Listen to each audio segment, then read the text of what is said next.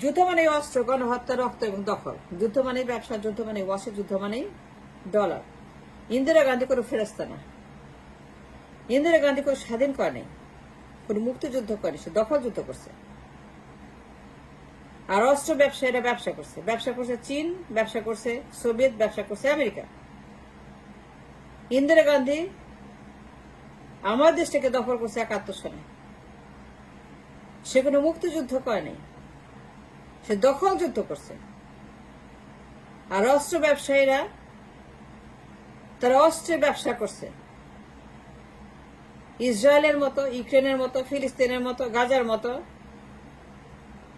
ক্রিমিয়ার মতো, জর্জিয়ার মতো দখল যুদ্ধের মতো, পুতিনের মতো, আমেরিকার মতো, ইউরোপের মতো, চীনের মতো, সোভিয়েতের মতো, এখন রাশিয়ার মতো, এখন পুতিনের মতো, নেতানিয়াহুর মতো, গাজার মতো, ফিলিস্তিনের মতো, ইউক্রেনের মতো অস্ত্রের ব্যবসা, রক্তের ব্যবসা, গণহত্যার ব্যবসা,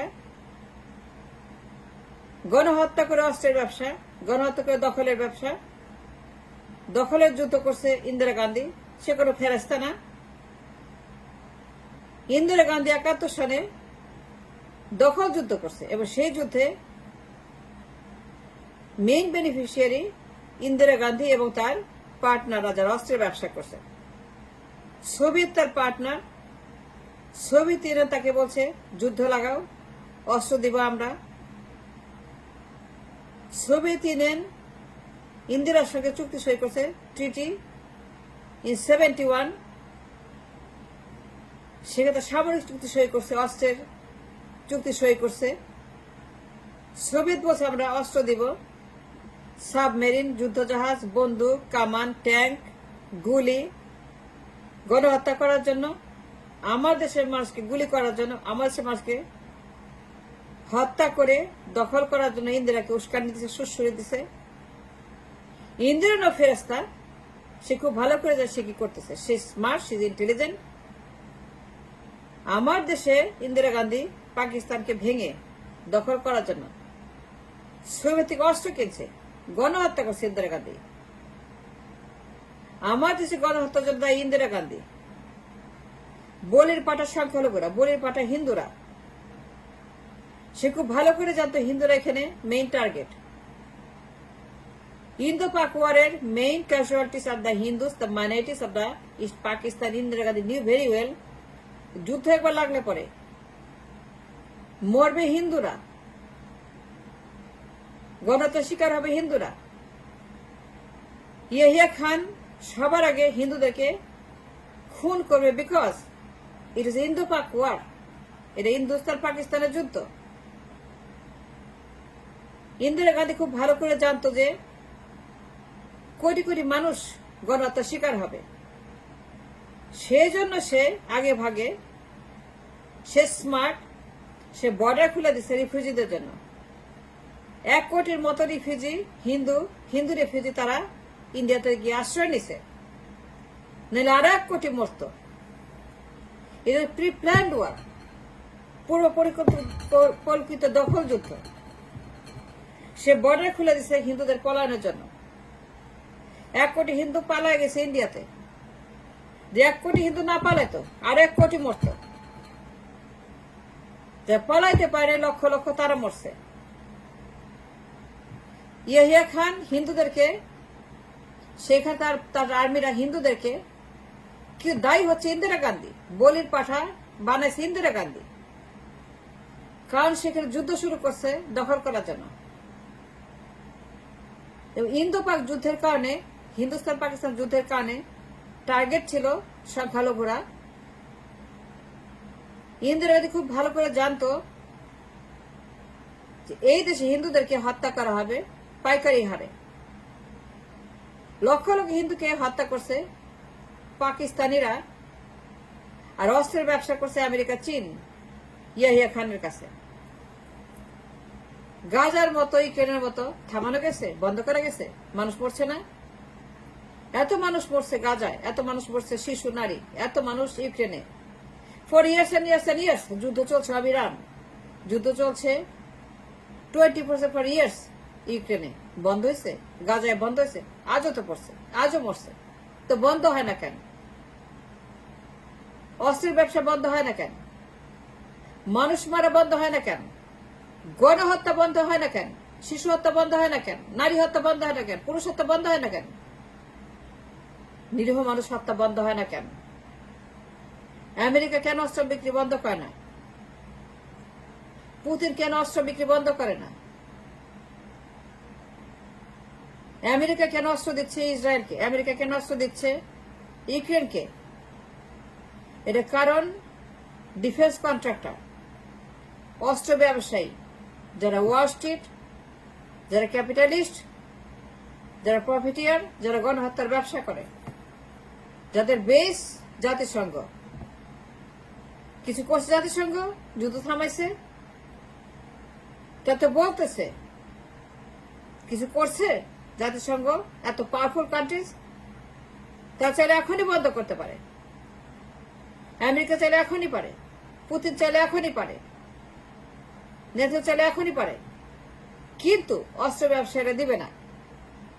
অস্ত্র ব্যবসায়ীরা চায় ব্যবসা করতে, আর পুতিন চায় দখল করতে, ইসরায়েল চায় দখল করতে, ইন্দিরা গান্ধী চায় দখল করতে। ইন্দিরা গান্ধী দখল করছে। অস্ত্র ব্যবসায়ীরা কথা শুনবে না, তারা মানবে না।